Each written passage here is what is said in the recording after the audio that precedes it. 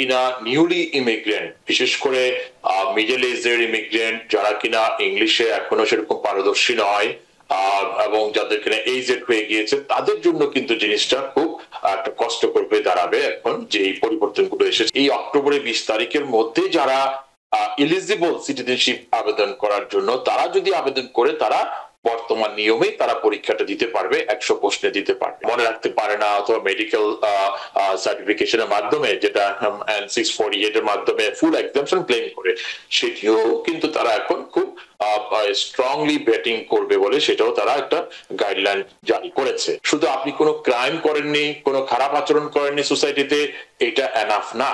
তারা এখন যেটা গাইডলাইন দিয়েছে অফিসারদেরকে, যে নেইবারহুড ইনভেস্টিগেশনও করবে। 2025 সালের নাগরিকত্ব পরীক্ষার ক্ষেত্রে আপনার কাছে জানতে চাইব কি কি পরিবর্তনের ঘোষণা দিয়েছে, কেন এই কঠোর পদক্ষেপ গ্রহণ করা হয়েছে, কবে থেকে এই পরিবর্তন কার্যকর হবে, যারা আজকের বিজ্ঞপ্তি প্রকাশের পর আবেদন করবেন তাদেরও কি এই পরিবর্তনে নিয়মে পরীক্ষা দিতে হবে নাকি আগের নিয়মে দিতে হবে, এই প্রশ্নগুলো আপনার কাছে রাখছি। বাকি তো আরও প্রশ্ন মানে কথার ফাঁকে আসবেই, সেগুলো তো করবই। অ্যাটর্নি মাহফুজুর রহমান। ধন্যবাদ জানা ভাই, আপনি খুব চমৎকার ভাবে কবিতা বা আপনার কাব্যের আকারে এই আজকে যে পরিবর্তনটি ডিক্লেয়ার করেছে সিটিজেনশিপ অ্যাপ্লিকেশন করার ক্ষেত্রে, আশা করি দর্শকরাও যেটার মর্মার্থ বুঝতে পারবে। সো সে এই ক্ষেত্রে আপনি যেভাবে দর্শকদের মাঝে তুলে ধরেছেন যে পরিবর্তনটা, আসলে এই পরিবর্তনটা যারা কিনা নিউলি ইমিগ্রেন্ট, বিশেষ করে মিডল এজের ইমিগ্রেন্ট, যারা কিনা ইংলিশে এখনো সেরকম পারদর্শী নয় এবং যাদের কিনা এজেড হয়ে গিয়েছে, তাদের জন্য কিন্তু জিনিসটা খুব একটা কষ্টকর হয়ে দাঁড়াবে এখন যে এই পরিবর্তনগুলো এসেছে, যেটা আমরা কিছুক্ষণ পরেই দর্শকদের মাঝে তুলে দেবো। আর যেই পরিবর্তনটা আজকে ডিক্লেয়ার করেছে, মানে 30 ডেজ পরে, দ্যাট মিনস হচ্ছে আপনার 17 তারিখ, দ্যাট মিনস হচ্ছে আপনার অফিসিয়াল ডে অক্টোবর 20 থেকে এটা ফাইনালি কার্যকর হবে। ওই ডেটের পরে যারা আবেদন করবে তারা এই নতুন নিয়মে মধ্যে পড়ে যাবে। আর হচ্ছে এই এখন পর্যন্ত যারা করবে এই অক্টোবরের 20 তারিখের মধ্যে যারা এলিজিবল সিটিজেনশিপ আবেদন করার জন্য, তারা যদি আবেদন করে তারা বর্তমান নিয়মে তারা পরীক্ষাটা দিতে পারবে, 100 প্রশ্নে দিতে পারবে। আর যে নতুন যে পরিবর্তনটি আসছে সেটি আসলে বেসিক্যালি আগেও সেটা ইন্ট্রোডিউস করা হয়েছিল, সেটা হচ্ছে 2020 সালে, যে ট্রাম্প প্রশাসন ক্ষমতায় থাকাকালীন সময়ে শেষ মুহূর্তে তারা যে নতুন যে রুল আবিষ্কার করেছে বা প্রবর্তন করেছিল সিটিজেনশিপ পরীক্ষার জন্য, সেটা পরিবর্তন, মেজর যে পরিবর্তন সেটি হচ্ছে আপনার এখন যে বর্তমানে 100 প্রশ্ন প্রিপারেশন নিতে হয়, সেটার 22%, সেটা হচ্ছে 128 প্রশ্নটা পোস্টের উপর এই অ্যাপ্লিকেন্টদেরকে প্রস্তুতি নিতে হবে। তার মধ্যে বর্তমানে যে 100 প্রশ্ন আছে তার মধ্যে সে 75 প্রশ্ন সেটা থাকবে, তার মধ্যে হচ্ছে 25টা নতুন যোগ হবে, 100-র মধ্যে আরো 28 প্রশ্ন যুক্ত হবে, মোট 53টি নতুন প্রশ্ন আসছে। রাইট, এখন মানে 128টার পরে তাদেরকে প্রস্তুতি নিতে হবে। এখন প্রশ্ন হচ্ছে যে কয়টি প্রশ্ন জিজ্ঞেস করবে এবং কয়টি প্রশ্ন বলতে সঠিকভাবে বলতে পারলে তারা পাস হিসাবে গণ্য করা হবে।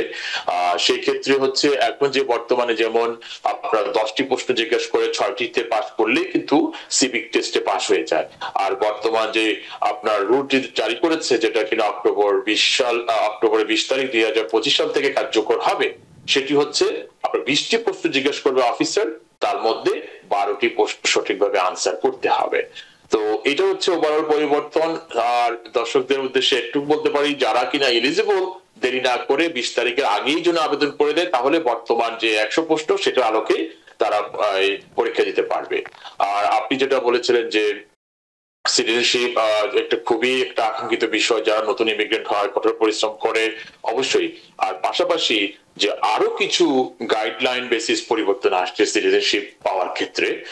ফার্স্ট অফ অল, যেটা কিনা ডিসএবিলিটি ওয়েভার, যারা কিনা আপনার মনে রাখতে পারে না অথবা মেডিকেল সার্টিফিকেশনের মাধ্যমে, যেটা N648 এর মাধ্যমে ফুল এক্সাম্পশন ক্লেম করে, সেটিও কিন্তু তারা এখন খুব স্ট্রংলি ব্যাটিং করবে বলে সেটাও তারা একটা গাইডলাইন জারি করেছে। আর পাশাপাশি যে শুধুমাত্র আপনি civic test, reading, writing pass করলেন এতটুকুই নয়, এখন তারা যে একটা ব্যক্তির যে গুড মোরাল ক্যারেক্টার সেটিকে তারা খুব মানে স্ট্রংলি আরো নতুন যে আরো কিছু ক্রাইটেরিয়া যোগ করে সেটা তারা যাচাই করে দেখবে। শুধু আপনি কোনো ক্রাইম করেননি, কোনো খারাপ আচরণ করেননি সোসাইটিতে, এটা এনাফ না।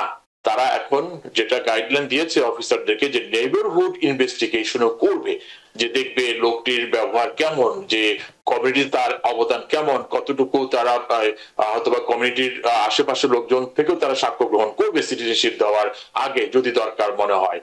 তারা ওইটাও যাচাই করে দেখবে যে লোকটি কোনো ভোট দিয়েছে কিনা সিটিজেনশিপ হওয়ার আগে, অথবা ভোটার রেজিস্ট্রেশন করেছে কিনা, অথবা মিথ্যাভাবে সিটিজেনশিপ কখনো ক্লেম করেছে কিনা। এইসব যাবতীয় বিষয় তারা কিন্তু যাচাই করে দেখবে একটা ব্যক্তিকে সিটিজেনশিপ দেওয়ার জন্য, যদি মনে করে, আবার হয়তো নাও করতে পারে। তো এই যে একটা যে এইসব যে নতুন রুল, পাশাপাশি যে নতুন ক্রাইটেরিয়া গুড মোরাল ক্যারেক্টার যাচাই করার জন্য, সেই জিনিসগুলো আসলেই একটা ইমিগ্রেন্টকে সিটিজেনশিপ প্রাপ্তির ক্ষেত্রে একটু কঠোরতর হবে বলে মনে হয়। এক্ষেত্রে আপনার কাছে একটি প্রশ্ন আমি জানতে চাই, যে নতুন যে নিয়মগুলো তো আসছেই, পুরনোর মধ্যেও কি এই ধরনের যে ইমিগ্রেশন অ্যান্ড ন্যাশনালিটি অ্যাক্ট, যেটা আইএনএ আমরা বলি, এর যে ৩১২ খ যে ধারাটা মতে কাদের ক্ষেত্রে যে নাগরিকত্বর পরীক্ষার বাধ্যবাধকতা শিথিল করা হয়েছে বা আছে, যারা 65 বছর? রাইট, ওটা যেটা কিছু পরীক্ষার ক্ষেত্রে যেমন কিছু শিথিলতা আছে, সময় যারা কিনা বয়স এবং টাইম অফ রেসিডেন্সি, যে গ্রিন কার্ড হোল্ডার যারা আছে, তাদের ক্ষেত্রে সেই জিনিসটা এখনো বিদ্যমান আছে। তো এই ক্ষেত্রে যারা কিনা এই কঠিন প্রক্রিয়া পরিক্রম করতে পারবে না, তারা দেখা গেলো যে কারো বয়স দেখা গেলো 55 হয়ে গেল, তার গ্রিন কার্ডের মেয়াদ হয়ে গেল আপনার 55 প্লাস হচ্ছে আপনার 15 ইয়ার্স হলো, তখন কিন্তু সে তার ইংলিশের সেই আপনার প্রশ্ন 128টা প্রশ্নের প্রস্তুতি নিবে, কিন্তু সে তার নিজের মাতৃভাষায় বাংলায় হলে। বুঝিনি আপনার কথা।